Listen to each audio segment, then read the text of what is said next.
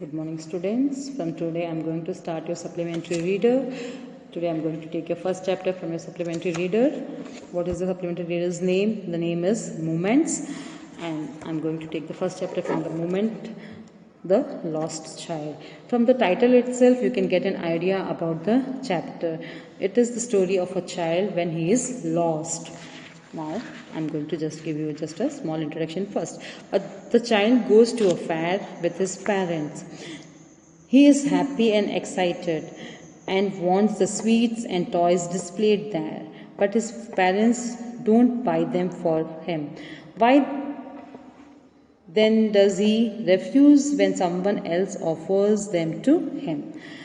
अब वो बच्चा, जब हम भी इमेजिन, आप भी बच्चे हैं, एक जनरल थिंकिंग है, जब आपके पेरेंट्स के साथ कहीं भी घूमने जाते हैं, मेले में जाते हैं या कहीं भी घूमने जा रहे हैं, आप अधिकतर बच्चे की रहती है, ईगरनेस रहती है, वो जब भी कुछ भी चीज़ें देख लेता है, खाने की हो, खेलने की हो, कुछ भी हो, उनकी जो पसंद की चीज़ें हैं वो हमेशा उसे डिमांड करते हैं बच्चे पेरेंट्स के साथ। और इस बच्चे ने भी उन पेरेंट्स के साथ बहुत सारी चीज़ें उस फेयर में, मेले में डिमांड की, मगर ऐसा सिचुएशन आया जब कोई व्यक्ति उसे वो सारी चीज़ें दे रहा था जो उसने अपने पेरेंट्स से डिमांड की थी, मगर वो बच्चा उस समय उसे रेफ्यूज़ कर देता है लेने से। ऐसा क्यों, हम इस चैप्टर में पढ़ेंगे।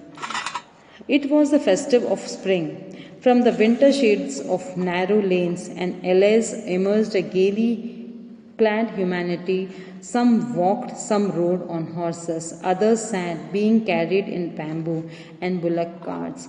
One little boy ran between his father's legs, brimming over with life and laughter. अब ये जो लाइन्स हैं हमें इमेजिनेशन क्रिएट कर रहा है हमारे अंदर एक मेले का, कि लोग कैसे मेले के लिए सब जा रहे हैं। ये फेस्टिव का टाइम है, स्प्रिंग सीजन है। अब यहाँ पर जो मौसम है, विंटर मौसम है, बहुत यहाँ पर इस समय क्या छोटी छोटी गलियों में से लोग सब बाहर निकल के आ रहे हैं, है ना। कोई चल के आ रहा है, कोई घोड़े पे बैठ के आ रहा है, कोई carried in a bamboo and bullock carts, मतलब ऐसे बैलगाड़ियों पे आ रहे हैं। ये जो लिटिल बॉय जिसके बारे में हम आज पढ़ेंगे, वो क्या कर रहा है, अपने पिता के साथ चल रहा है, उनके लेग्स के साथ, मतलब पिता के साथ में वो बच्चा चल रहा है। उसके अंदर फुल ऑफ लाइफ, तो इतनी एनर्जी, उत्साह है उस बच्चे के अंदर, और वो इतना खुश है। क्यों है? क्योंकि आज वो घूमने जा रहा है अपने पेरेंट्स के साथ एक फेयर में। यहाँ पे जो फोटो है वो भी आपको ही डिस्क्राइब कर रहा है। Some child, page number 2, some child come, called his parents as he lagged behind, fascinated by the toys in the shop that lined the way. अब उसके पिता जो है उस बच्चे को आवाज़ लगाए, come child come, called his parents as he lagged behind. वो पीछे छूट गया था। क्यों? क्योंकि बहुत सारी चीज़ें डिस्प्ले हुई हुई थी ऑन अ वे, फेयर में, मेले में। वो बच्चा उससे आकर्षित हो गया था, उन टॉयज़ की शॉप्स पे वो आकर्षित हो गया था, वही रुक गया था। तो पेरेंट उन्हें, उनके पिता जो हैं वो आवाज़ लगा रहे हैं, चलो आ जाओ।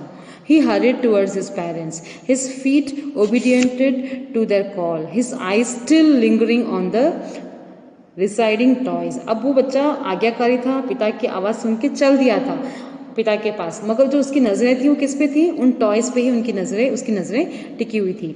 As he came to where they had stop to wait for him, he could not surprise the desire of his heart, even though he well know that the old cold stare of refusal in their eyes. वो बच्चा अपने आप को रोक भी नहीं पाया। उसे पता था कि मैं बोलूँगा तो शायद मुझे मेरे पेरेंट्स जो मना कर देंगे, मगर जो बच्चे का जो दिल है वो रोक नहीं पाया उसे बोलने से कि मुझे वो सब चीज़ें चाहिए। और उसे पता था कि जो आँखें हैं वो हमेशा रेफ्यूज़ ही करती, लेकिन पेरेंट्स के जो भाव उसे पता था कि वो उन्हें मना कर देंगे। I want that tie, he peeled, वो प्यार से बोलता है, रिक्वेस्ट करता है, मुझे वो टॉय चाहिए। His father looked at him red eyed in the his familiar tyrant's way. वही पुराना जो नज़रिया था उनके पेरेंट्स का, जो बच्चे को पता है हर पेरेंट्स ऐसे ही होते हैं, हर विश बच्चे की पूरी नहीं करते। उसके दो रीज़न हो सकते हैं।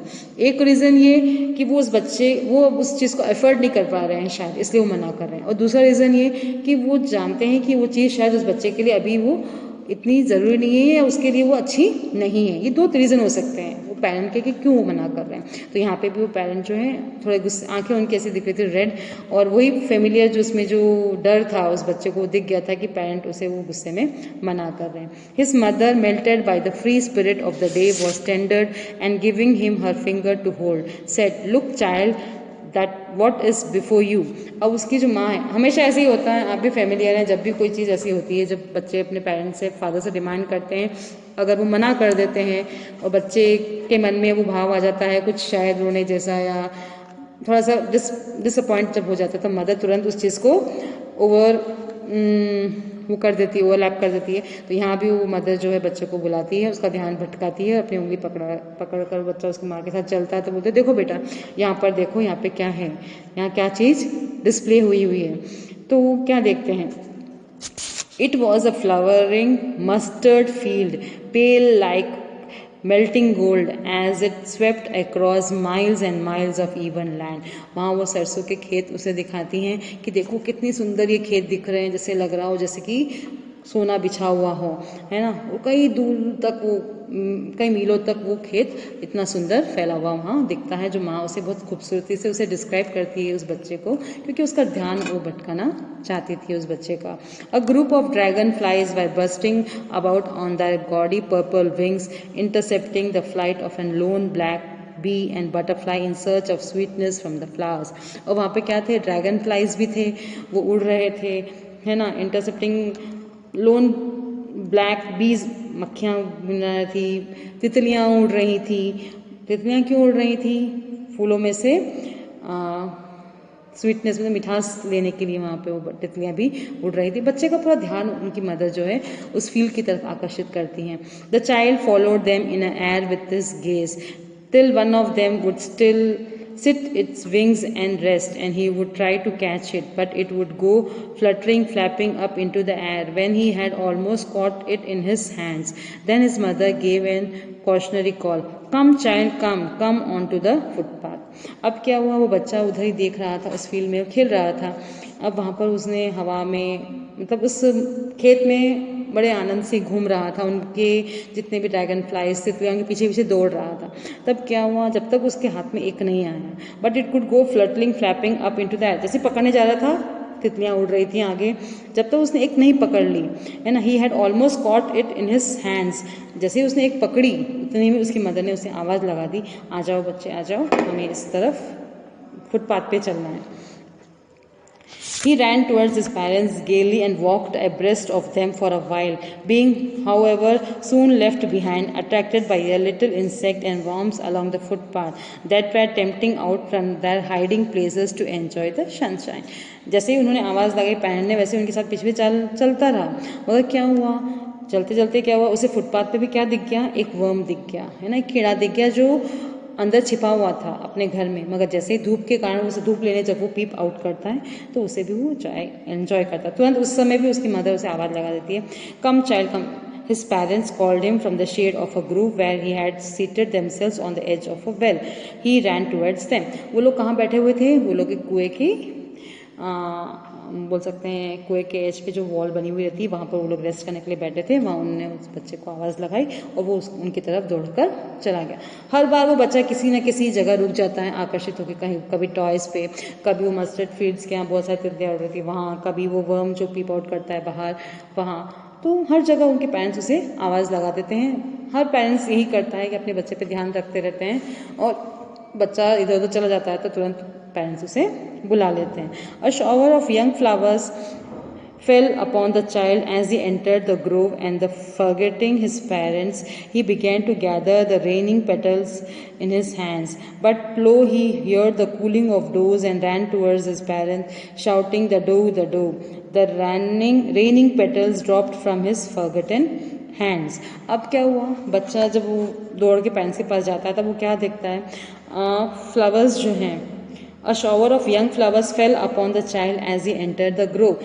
अब जो जैसे वो उस खेत में जा रहा था, जहाँ पेरेंट्स बैठे होते हैं, क्या होता है, हवा चलती, फूल उसके ऊपर जो हवा से वो पत्ते जो हैं नीचे गिरते हैं, वो उस बच्चे को उस हाथ में वो कलेक्ट करता है। फॉरगेटिंग हिज पेरेंट्स, उसको कलेक्ट करने लग जाता है। He began to gather the raining petals in his hands. बारिश जैसे वो फूल जब गिर रहे होते हैं तो उसे वो अपने हाथों में कलेक्ट करता है।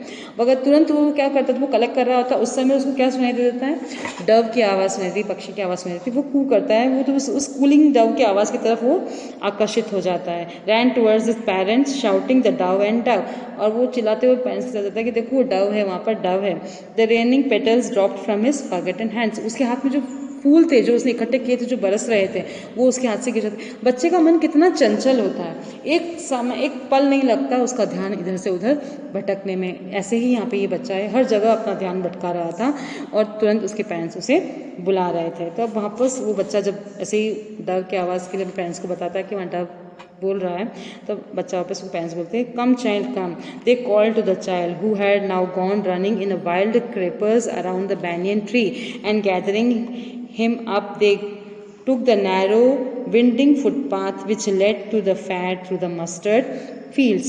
अब वो बच्चे को आवाज़ लगाते हैं, तो उस समय बच्चा, उसका ध्यान कहाँ था, उस समय वो कहाँ जा रहा था, वाइल्ड क्रेपर्स, जो उस बैंगन ट्री के ऊपर जो कह सकते हैं खरपतवार या कुछ ऐसा अनवांटेड जो पौधा उसके ऊपर लपेट रहा हुआ था, उसके ऊपर उसका ध्यान जा रहा था।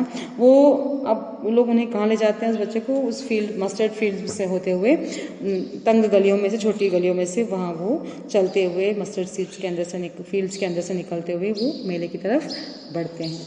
अब हम आगे पढ़ेंगे कल इस चैप्टर में, पेज नंबर 3। अभी 1 and 2 आप वापस रिवाइज करें और 3 read once so that when we'll go to the lesson you will get the exact idea what the chapter wants to say. Thank you.